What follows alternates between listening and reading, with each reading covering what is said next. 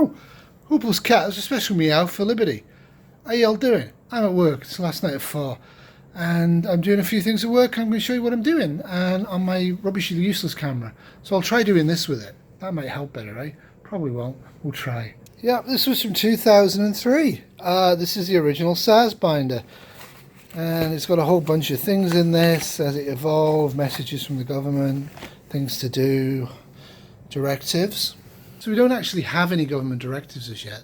There's been quite a few meetings that my hospital's been involved in, and certainly the Ministry of Health of Ontario are looking at this very, very closely.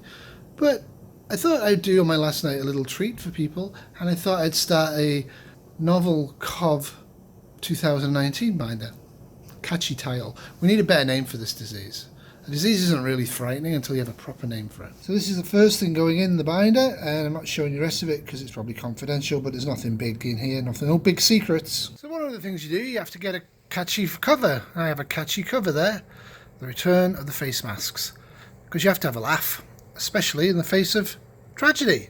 Possible tragedy. So one of the things I did is I got myself a few supplies of masks for the office because when I go to Code Blues, I have to go there and I want to have a mask on. Because I have to make sure that we follow the new protocols for that sort of thing. Every business or hospital's a business that actually is interacting with infectious diseases needs to come up with workable things that protect the staff and the customers. So I'm just in one of the medical corridors, and one of the weirdo things that happened to me this weekend, amongst certain famous things on the news, is that we actually had an entrapped member of staff, and the person was entrapped inside a toilet. This is the toilet. Pretty impressive, eh? So we took the hinges out and we tried to open the door. It's an old type of lock. Anyway, the staff member was in there and luckily he had a cell phone. So after 30 minutes for maintenance, security and me, we decided to call Toronto Fire Services. And they came, as they always do, and they did a great job. But the thing is, this door, as you can see, it's pretty solid. That's pretty typical of this hospital. It was built at the end of the 40s, and it probably could have sustained a nuclear blast in Toronto from the weaponry the Russians had at the time. And there's miles and miles of tunnels down there as well. Very deep, actually. And yeah, so when we have things like this go wrong, it's a little atypical. Most doors you can get open. A lot of our doors, yeah, we have to call the fire services and they have to use special tools. As you can probably see, one of the things we're seeing, no surprise, is people don't really want to visit the hospital anymore. I wonder why. So usually at this time of night, it's about 10 o'clock at night, there would be quite a lot of visitors going to and forth. There are visitors coming in. We're not particularly screening them because, hey. And yeah, we're also seeing a large upswing in face masks being used, no surprise. We've got enough and we haven't had to access the pandemic stockpiles yet, which are in warehouses. So, and hopefully we won't. I mean, it's like a patient, right? So one of the things I'm doing is I'm using the stairwells, not elevators. And I recommend you do that wherever you are. I also recommend you don't touch the handrails. Okay?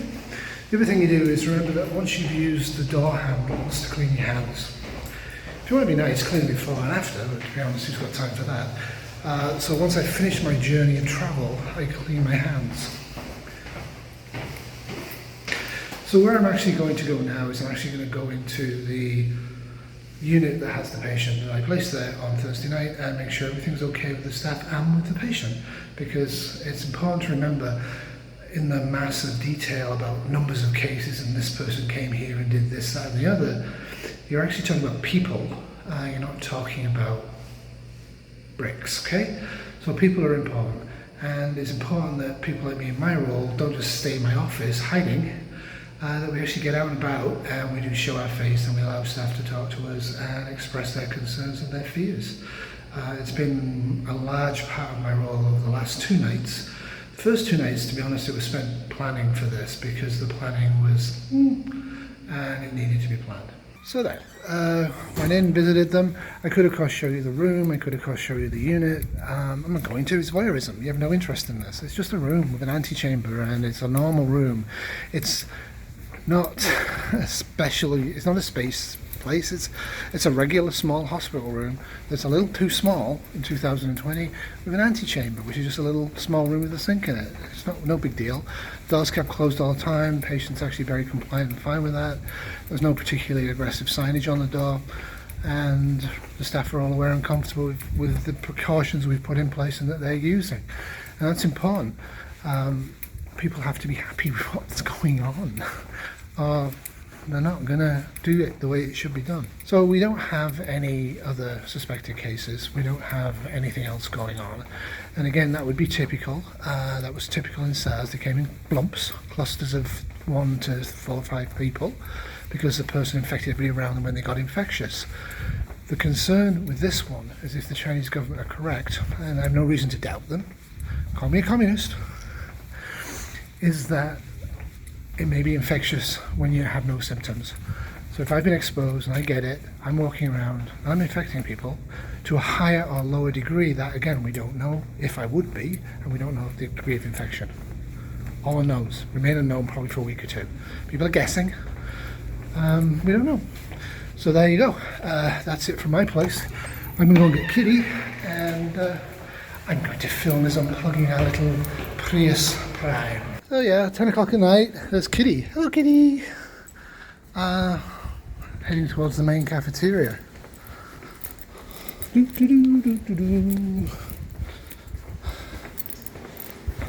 Oh, there's a visitor.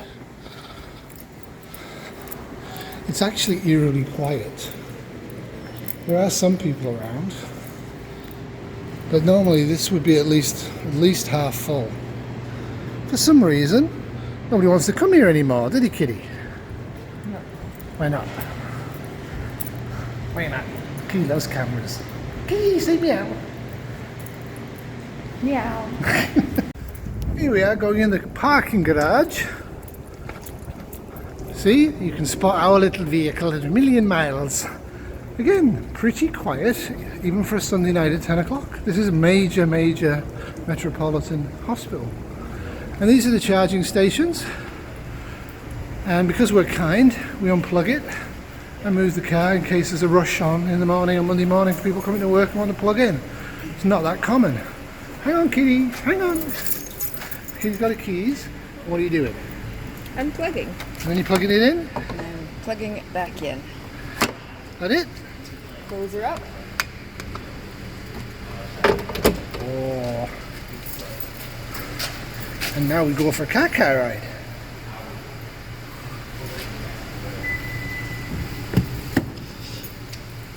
Do you find it annoying that car drivers don't open the door properly for you? Meow. We're at 7,399 kilometers. Are we? Yeah. Ooh, it's bright. Look, I've got the lights on. Turn your lights off. Here we go. And we're going to move to here. Long distance. A long distance. Ooh. So we have 506 kilometers to go if we don't put any gas in the tank and we don't recharge it. Gas only full tank is about 825 kilometers. 65, really. So 60, I'm being corrected. How far is it? Well, it's about 860. Okay. For usually $45. Yeah. Not bad. And I use like the most expensive gas. Yay! People don't like that music. I can see why it drives you insane. It lets me know I've turned it off. We've had nothing but rain, and it's just been above freezing for the last 2 days, so all of our beautiful snow is gone. What Kitty's probably doing is actually looking for the raccoons that live here. I am. They have a limp. Yes, there's 2 of them and they limp. That's like a 400 bed old people's home that's actually attached to the hospital, and for some bizarre reason I'm in charge of that as well. Well, that's about it from us for this part of the video. I'm actually going to go through what I'm recommending to do with the Wuhan flu, and why I'm recommending it, and why a lot of things online you probably shouldn't be watching, and why the people making those videos should be absolutely embarrassed. And there it is. Hello. So I'm the only manager here for 12 hours, every department. crazy, eh? Because I'm insane. Isn't that true, Kitty? What are you doing tonight? Working? What do you do tonight? Whatever I have to do. No, tell people what you want to do. What do you do? I work on a response team. What type of response team? A rapid one. What kind of team? An ICU outreach team. If patients get sick. Can you rush in there and save them? Try to. Yes. Have you any concerns about the Wuhan flu? Well, I'm feeling a little better. I think we have some plans in place. We'll see what the next 2 weeks bring. That's right. Toodles, everybody. Bye.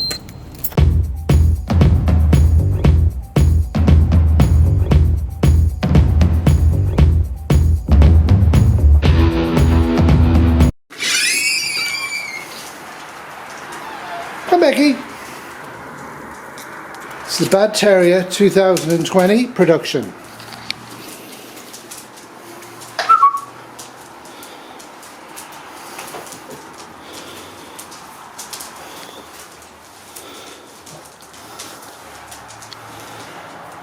It's the dinner dance.